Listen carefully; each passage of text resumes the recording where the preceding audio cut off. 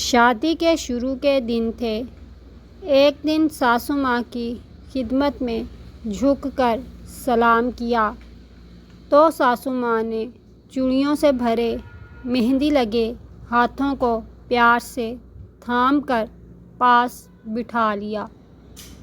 تبھی خان صاحب نے کہا، جاؤ امی اور میرے لیے 2 کپ چائے تو بنا کر لاؤ۔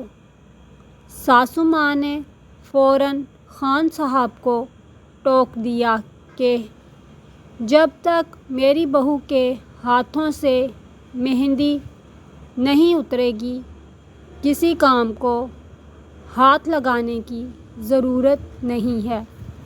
بس یہ بات اس کے نازک دل میں ایسی کھبی کہ خوشی سے اس کی آنکھیں جگمگانے لگیں اور اس نے یہ بات پلو سے باندھ لی۔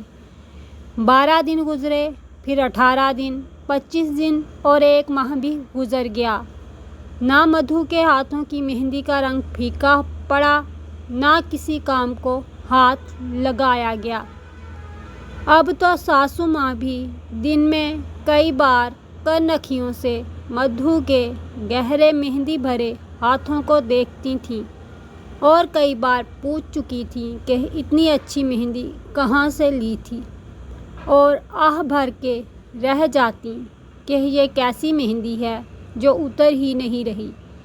لیکن کہتے ہیں نا کہ بکرے کی ماں کب تک خیر منائے گی۔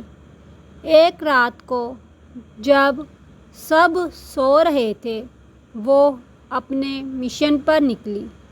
چپکے سے اپنے ہینڈ بیگ سے کون مہندی نکال کر لاؤنج میں صوفے کے پیچھے چھپ کر اپنے ہاتھوں پر بنے ڈیزائن کو بڑے انہماک سے گہرا کر رہی تھی کہ ساسو ماں نے چھاپا مارا اور پھر وہ پھڑی گئی۔